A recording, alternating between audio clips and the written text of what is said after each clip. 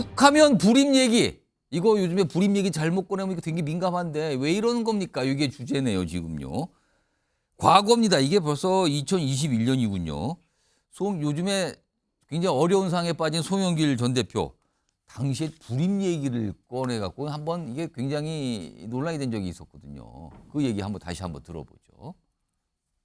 윤석열, 최재형 다 용병들이잖아요. 네. 자신들이 지금 공격하고 있는 문재인 정부에 의해서 키워진 사람을 지금 데려다가 지금 용병으로 쓰는 거잖아요.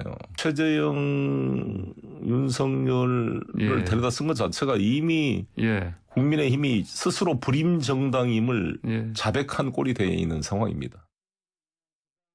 이렇게 정당 앞에 불임 붙이니까 이게 또 논란이 됐거든요. 아니 하필 그 많은 편 중에 무슨 불임 얘기를 여기다 왜 붙입니까? 진짜 불임이신 부부들 입장에서는 아니 왜 이런 얘기를 이럴 수 있는 거거든요. 굉장히 민감해졌어요. 저런 표현이. 그런데요. 다음 보겠습니다. 화면입니다. 민영배 민주당 의원. 최근에 약간 어떤 발언이 좀 논란이 종종 되셨던 분인데 오늘 SNS상에 뭔가 여기도 역시 이제 검찰 뭐 이런 얘기를 하잖아요. 보시면 대선 후보도 검찰, 비대위원장도 검찰서 모셔온다고 하면서 불임 정당이 요 뒤에 속어 썼죠. 창피하지도 않는다는 뜻으로 하긴 당명을 뭐 검찰 힘으로 바꾸면 되겠네면서 불임 정당이라고 썼는데 아마 본인도 쓰고 나서 의식을 했나 보죠. 이거를 반쪽 정당이라고 고쳤다가 아예 그냥 삭제해버렸어요, 이거를. 이승환 전 행정관. 네. 이거 불임이라는 표현이 되게 민감한데 이거 뭡니까, 이거? 정치의 언어에 대한 국민적 기준이 굉장히 높아졌습니다. 우리가 그 유명한 뭐 시나 책 그리고 관용어 속담에 있는 표현까지도 쓸 수 없는 상황입니다. 외눈박이 물고기의 사랑이라는 시 있지 않습니까? 그 예. 표현도 못 씁니다. 꿀 먹은 벙어리라는 표현도 쓰지 못합니다. 이런 부분들의 선례들이 다 남아 있어서 누군가에게 상처를 줄 수 있는 말, 이런 부분들을 아예 정치권에서 사용하지 말자. 특히 이런 부분들이 생각지도 않게 튀어나와서 관련 단체로부터 또 법적 제재를 받는 분들도 있고요. 이런 예. 상황인데요.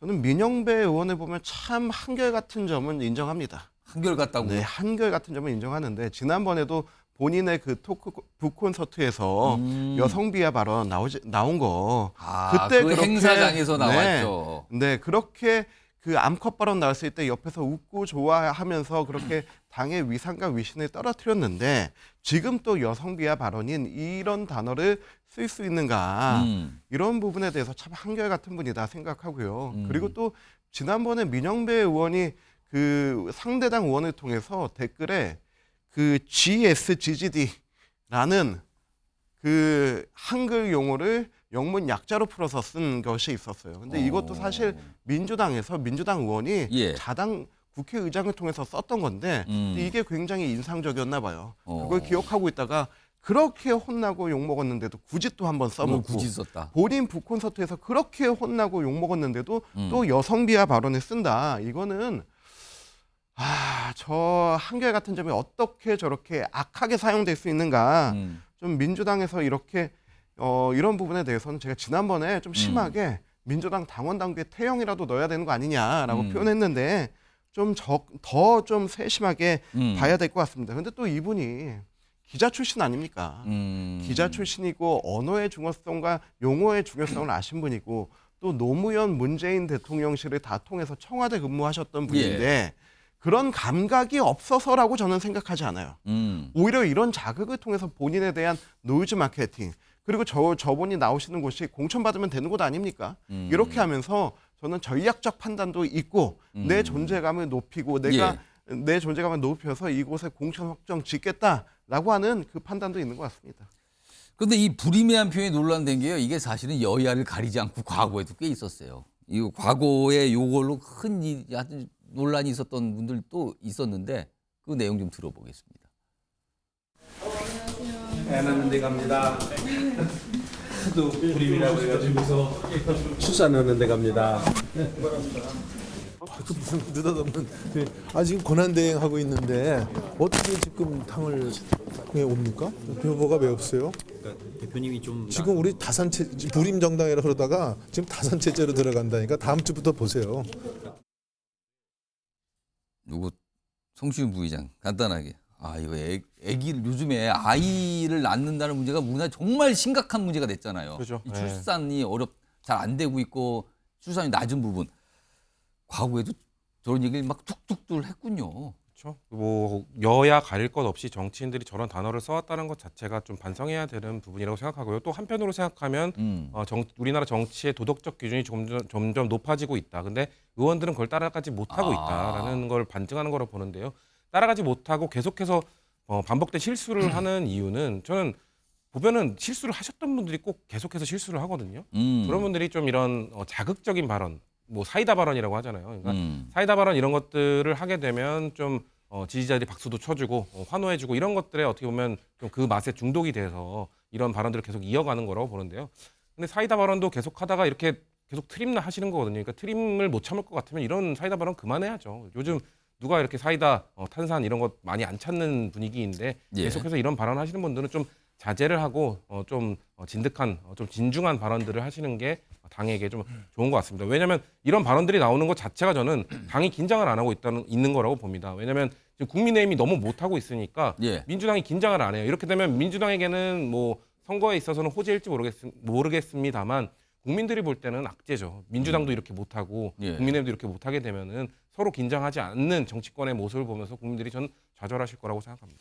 자, 그런데요. 다음 준비된 목소리가 있는데 이거는 지방 의원분께서 뭔가 깜짝 듣는 사람이 깜짝 놀라게 되는 이런 얘기를 꺼내놓으셨어요. 일단 들어보시기 바랍니다. 제가 지난주에 그 기자를 한 번 만났는데 기자가 얘기하기를 자기는 청라에 살다가 미추홀구로 이사를 왔는데 두 가지 면에서 다시 청라나 아니면 송도로 가야 되겠다는 그런 얘기를 해요. 첫째는 애들이 초등학생 애들인데 욕을 입에 달고 다닌다는 거예요. 청라에서는 그걸 못 봤대요. 김수환 평론가 이거 무슨 소리입니까 이거? 그러면 특정 지역의 아이들은 욕을 그냥 달고 살고 다른 지역은 안 그렇다고 비교한 거잖아요 지금. 네. 물론 이게 본인이 아는 어떤 지인의 발언을 인용을 했어요. 그렇다게 얘기하더라고. 근데 저게 굉장히 공개적인 자리였잖아요. 이거 그럼 그 지역 구민들은 어떻게 이거를 들으실까요? 그 지역에 계신 분들은? 정치인들 발언 가지고 자꾸 우리가 얘기하게 되는데요. 이게 인식이 그대로 투영이 되는 것 같아서 좀 답답한데요. 예를 들면 그런 거잖아요. 굳이 비교를 하자면 강남 아이들은 아주 말 곱게 쓰고 강북 아이들은 뭐 입에 욕 달고 사는 것 같아. 마치 이제 비유를 한다면 이제 비유를 한다면 그런 식의 비유를 하는 비슷하게 거나. 얘기하는 셈이다 지금. 그럼요. 그러니까 어떤 지역을 뭐 어떤 사회적인 뭐 소득 수준부터 시작해서 환경 문제 뭐 이런 것들로 지금 평가한다는 얘기가 되는 건데 예.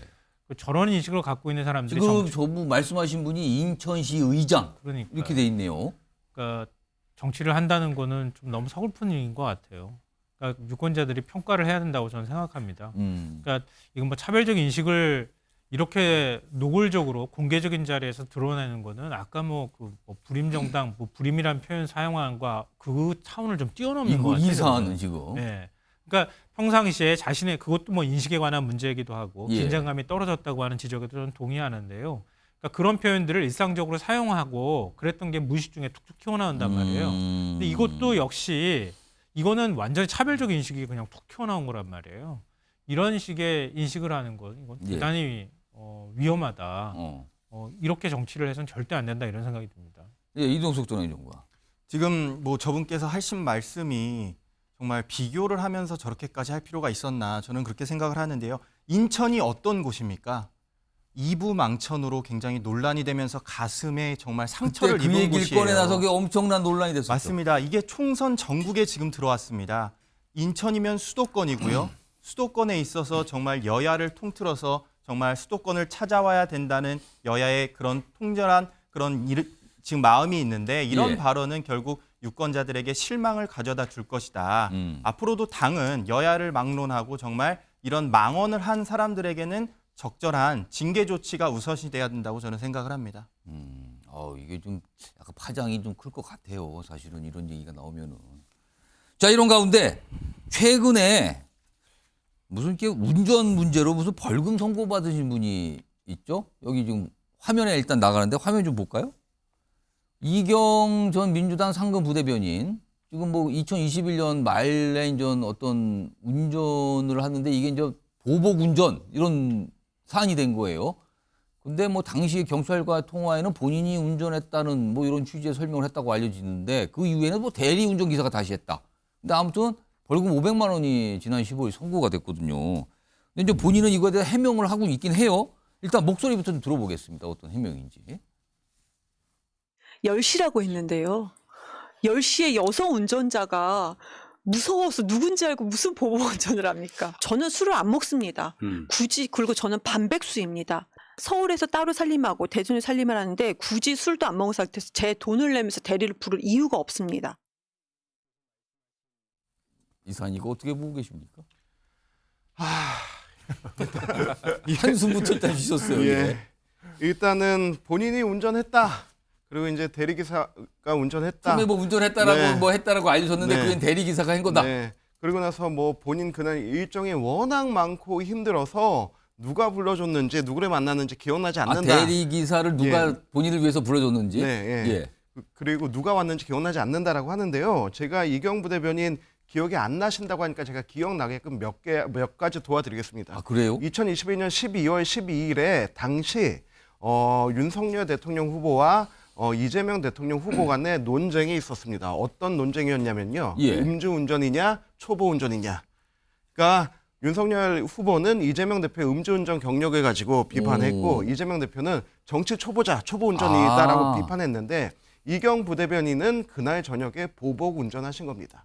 그리고 이날 오후 4시에 부천에 있는 방송국에서 1시간에서 1시간 반 정도 김재섭 도봉당협위원장과 예. 토론을 진행했습니다. 아, 지금 그걸 다 찾아오신 거예요, 지금? 네. 오. 그래서 한 5시 반, 6시 정도에 부천에서 여의도로 돌아오시는 시간 굉장히 막혔을 겁니다. 1시간 예. 반 정도 걸렸을 겁니다. 늦은 저녁을 드셨겠고요. 그리고 캠프 상황 정리하셨을 겁니다. 그리고 술을 드시지 않았다면 본인이 운전하셨을 겁니다. 그리고 그 상황에서 본인의 그 자동차를 가지고 그런 그 위협 운전을 한 부분에 대해서는 본인도 분명히 기억하실 겁니다. 이 부분에 대해서 거짓말로 일관하는 것, 기억나지 않는다라고 하는 것, 예. 이런 부분이 우리 정치를 부끄럽게 하는 하나의 단면일 것 같고요. 그리고 나서 다음 이틀 동안의 공개 활동이 없었습니다. 이 일을 수습하기 위해서였겠죠.